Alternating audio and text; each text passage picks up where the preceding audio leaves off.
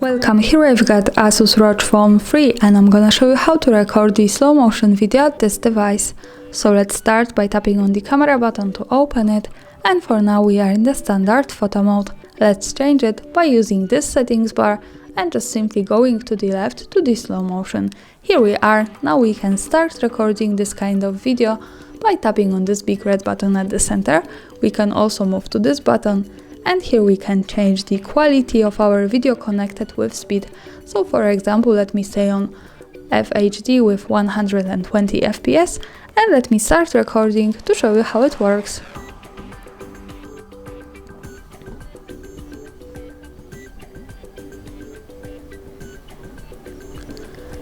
And now let's start by tapping again on this button. To see the video, let's move to the left to this one. When we tap here, we get quick access to the gallery, and let's play our video by tapping on the center. As you can see, this is how the slow motion video looks like at this device. Thanks for watching, subscribe our channel and leave the thumbs up.